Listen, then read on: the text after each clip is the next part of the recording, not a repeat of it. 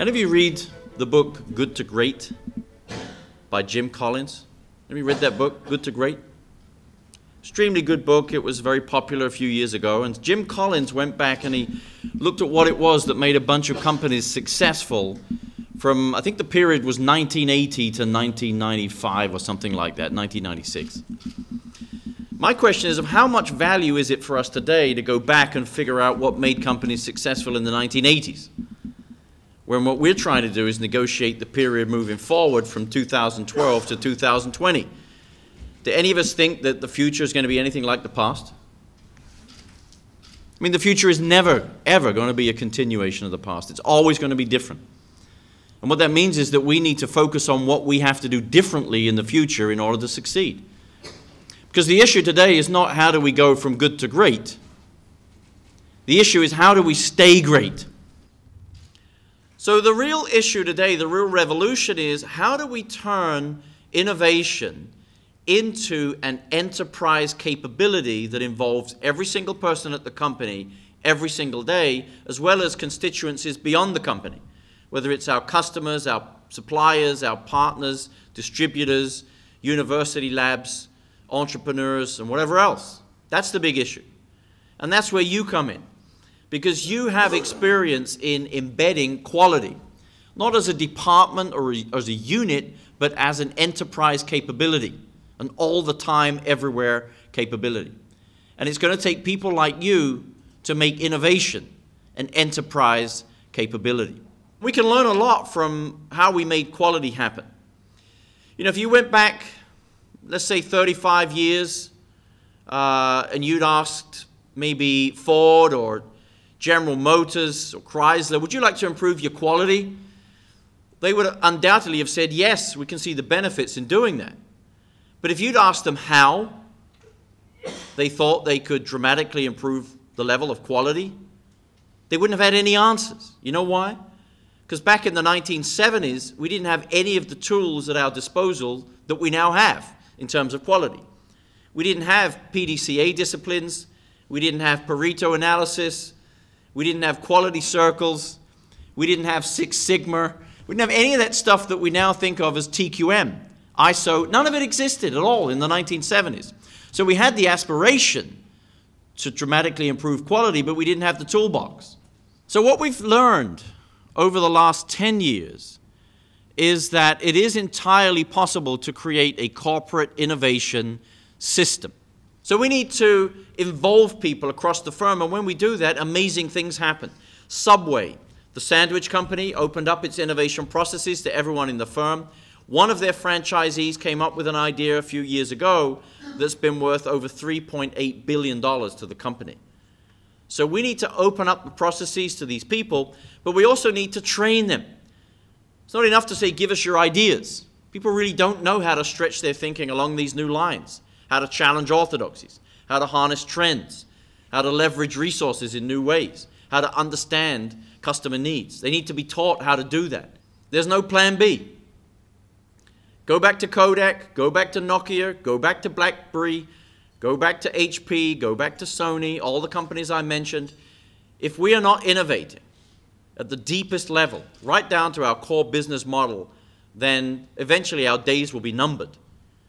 And there is a need for speed, because it's been estimated that the rate of innovation in the external environment has doubled in just the last 5 years alone. So it's like Jack Welch used to say at GE. He used to say if the rate of change inside the organization is lower than the rate of change outside, then your organization will be in trouble. I like to paraphrase that and say if the rate of innovation inside your organization is not equal to or exceeds the rate of innovation on the outside, again, your organization will eventually be in deep trouble. And that's why my final message is usually this one. This time next year, you may wish that you had started with this innovation challenge today. Thank you so much.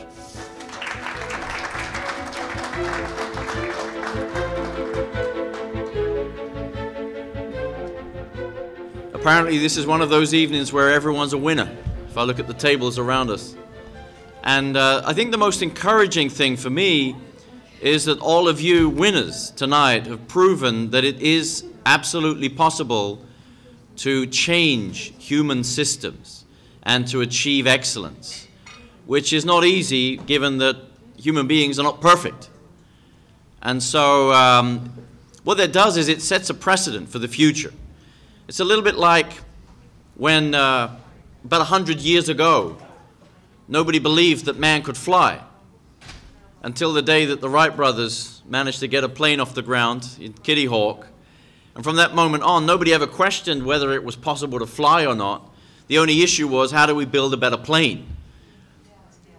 And I think if you go back 30 or 40 years to the beginnings of the quality movement, the systems that we were building back then, the quality systems, were pretty rudimentary, pretty primitive. I think you could almost compare them to that early plane, the Kitty Hawk. Now we have quality systems that are as sophisticated as an F-18 fighter jet. And you have achieved that by going into human institutions and achieving levels of excellence and quality that were unheard of, 30, 40, 50 years ago. So my humble congratulations to all of you for doing that. And the encouraging thing for me is that it proves that we can do this again. As I said this morning, the issue today is how do we move beyond quality into building corporate innovation systems that have that same level of excellence. And you've proven through what you've done with quality that we can do this with innovation. And that's part of the whole story, is belief. It's a little bit like, why do all of us walk? Why can we walk? You know why we can walk? It's because when we were little babies, guess what we saw all around us? We saw people walking.